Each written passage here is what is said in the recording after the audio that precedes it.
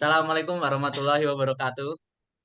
Waalaikumsalam warahmatullahi Waalaikumsalam wabarakatuh. warahmatullahi wabarakatuh. Di sini saya sebagai moderator dari kelompok 10 dari Matkul Studi Perdamaian yang diampu oleh Bapak Aditya Maulana Hashim SIPMA, yang mana di sini kami mengambil isu kejayaan memanggil.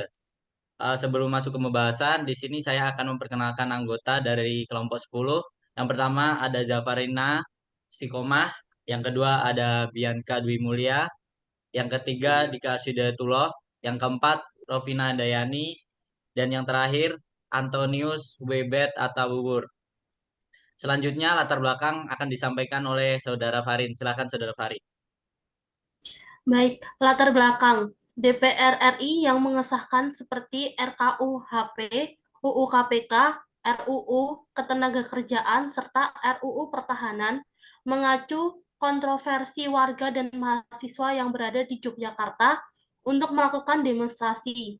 Demonstrasi Kejayaan Memanggil ini dilandasi oleh penilaian politik Indonesia saat ini sedang dikuasai oleh kelas borjuis yang oligarkis atau pemerintahan yang dijalankan oleh beberapa orang yang berkuasa dari golongan atau kelompok tertentu. Penguasaan oligarki oleh kelas borjuis menurut mereka tercermin dalam pasal-pasal di RUU KPK, RUU KUHP, dan sederet program legislasi lainnya. RUU KPK telah disahkan DPR menjadi undang-undang pada 17 September tahun 2019. Tanggal 30 September tahun 2019, para demonstran melakukan aksinya di Jalan Avandi, Gejayan. Selanjutnya akan disampaikan oleh Saudara Vina. Silakan. Penyebab mahasiswa kembali mengulangi aksi di Gejayan. Apa yang mereka tuntut dalam Gejayan Memanggil? Berikut rangkumannya. 1. Mendesak adanya penundaan untuk melakukan pembahasan ulang terhadap pasal-pasal yang bermasalah dalam RKUHP. 2. Mendesak pemerintah dan DPR untuk merevisi UU KPK yang baru saja disahkan dan menolak segala bentuk pelemahan terhadap upaya pemberantasan korupsi di Indonesia. 3. Menuntut negara untuk mengusut dan mengadili elit-elit yang bertanggung jawab atas kerusakan lingkungan di beberapa wilayah di Indonesia.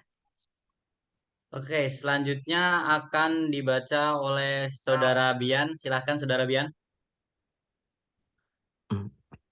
Metode Gensharp setahun 1973 menjelaskan 3 jenis kategori metode nirkekerasan. Yang pertama, metode protes dan persuasi, yakni metode-metode yang menggunakan aksi-aksi simbolis untuk mempersuasi dan sebatas menunjukkan bahwa para pelaku aksi sedang menolak, melawan, ataupun mendukung sesuatu. Protes dan persuasi dalam nirkekerasan juga dapat menunjukkan ekspresi perasaan pribadi atau posisi moral seseorang dalam suatu isu sosial politik. Dan isu ini termasuk kategori nomor 47, yaitu unjuk rasa atau demonstrasi. Oke. Selanjutnya akan disampaikan oleh Kak Anton. Silakan Kak Anton. Oke, pesan perdamaian dari aksi Kejayaan Memanggil. Satu hal yang terlihat cukup jelas dari aksi kejayaan kemarin ialah bagaimana hubungan antara massa aksi dengan polisi tetap baik. Polisi-polisi yang hadir saat aksi terlihat tidak membawa senjata dan hadir hanya untuk menertibkan lalu lintas, bukan massa aksi. Di sini, peserta aksi dan polisi berhasil menjaga hubungan yang tidak saling mengantagoniskan.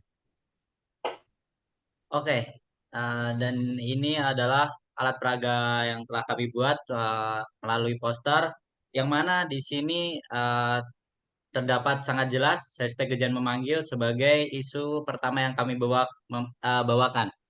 Di atasnya ada tulisan akan terus bergerak, dalam arti masyarakat khususnya masyarakat Jogja sendiri dan mahasiswa-mahasiswa Jogja akan terus bergerak sampai uh, mereka itu bisa dikatakan menang dalam membawakan mosi atau isu itu.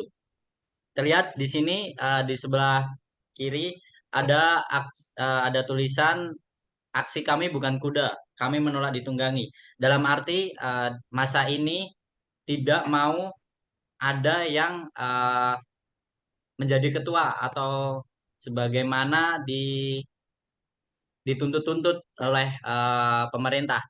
Maksudnya masyarakat yang berunjuk rasa akan meminta terus bebas berunjuk rasa dengan catatan tidak ada campur tangan dari pejabat pemerintah setempat.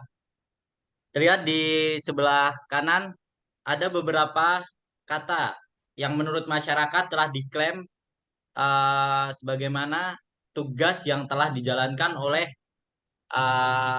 DPR ini sendiri.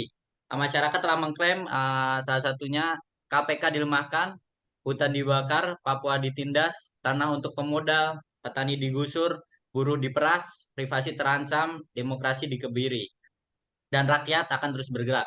Nah, di sisi lain, di background terdapat foto yang sangat jelas sekali, yaitu gedung DPR, yang dimana gedung DPR ini tidak mungkin tidak ada campur tangannya oleh masyarakat. Dalam arti gedung DPR ini dibuat semegah ini karena dana dari masyarakat itu sendiri. Di sisi lain, makna tersiratnya yang setelah saya sampaikan adalah bahwa gedung DPR ini bukan rumah pejabat-pejabat yang berkuasa, melainkan rumah-rumah masyarakat yang telah membangunnya. Dan yang terakhir, yang paling inti adalah sesosok wanita yang mana sangat penting di Indonesia untuk saat ini, sosok wanita yang matanya ditutupi. Dalam arti sosok tersebut sebagaimana seperti tidak melihat atau tidak mendengar masa-masa yang telah berunjuk rasa tentang penolakan isu-isu RUU ataupun peraturan-peraturan lainnya yang telah disahkan, yang mana itu hanya mementingkan golongan oligarki dan bahkan investor-investor asing yang masuk ke dalam negeri. Dalam artian justru pasal-pasal ini bukan untuk rakyat. Gini, negara kita itu negara demokrasi, yang mana tentu saja slogannya adalah dari, oleh, untuk rakyat. Nah itu, justru malah sebaliknya. Seperti pasal-pasal yang telah disahkan oleh DPR ini justru malah bukan mendukung masyarakat Indonesia sendiri, justru melainkan hanya masyarakat-masyarakat oligarki yang berkuasa. Sebagaimana yang telah saya sampaikan, dalam intinya adalah yang kaya semakin kaya dan miskin semakin miskin. Mungkin ini menjadi poster penolakan terhadap isu-isu pasal-pasal yang telah disahkan oleh DPR RI, oleh masyarakat, khususnya di masyarakat Yogyakarta dan mahasiswa Yogyakarta.